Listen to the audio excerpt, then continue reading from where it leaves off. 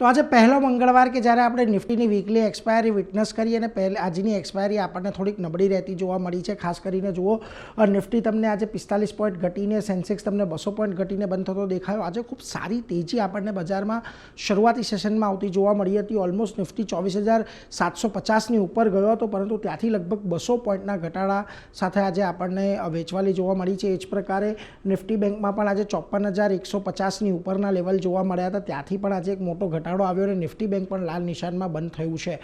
ખાસ કરીને mid cap small કેપમાં આજે તમને ગ્રીન ઝોનની અંદર બંધ થતા જોવા મળ્યા છે, પરંતુ અહીંયા પણ તમને ઉપલા સ્તરેથી તો આજે થોડી વેચવાલી આવતી જોવા મળી જ છે, પરંતુ ઓવરઓલ દિવસના અંતે બંનેમાં પોઝિટિવિટી રહી.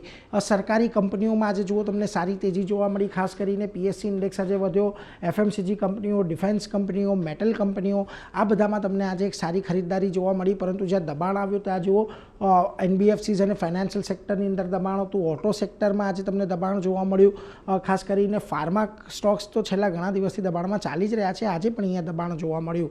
હવે નિફ્ટીના ફ્રન્ટ પર આવો તો જો આજે પાવર ગ્રીડ, એનટીપીસી જેવી સરકારી કંપનીઓ, ટાટા કન્ઝ્યુમર, નેસ્લે ઇન્ડિયા જેવી એફએમસીજી કંપનીઓમાં આજે સારી ખરીદદારી રહી. પરંતુ જ્યાં દબાણ હતું ત્યાં આગળ એમએનએમનું કાઉન્ટર મહત્વનું લગભગ 2.25% દબાણ આવ્યું. ડોક્ટર રેડ્ડીઝમાં આજે વેચવાલી આવી.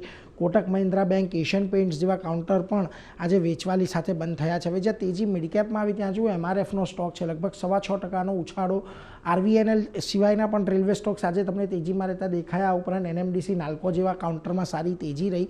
પરંતુ જ્યાં દબાણ આવ્યું આજે મિડકેપના ફ્રન્ટ પરથી ત્યાં જુઓ Indus tower, tube investment, UPL અને મોતીલાલ ઓસ્વાલ જેવા કાઉન્ટર હતા. હવે જો આજના દિવસે નિફ્ટીની શરૂઆત એક સારી થઈ હતી. 24,750ને હાઈ બનાવ્યા. ત્યાંથી પછી માર્કેટ નીચે આવ્યું છે, એટલે શક્યતા છે કે આવનારા દિવસોમાં આપણને કદાચ થોડો ઘણો ઘટાડો 24,400 સુધીનો ફરી એક વખત નિફ્ટીની અંદર જોવા મળી શકે છે.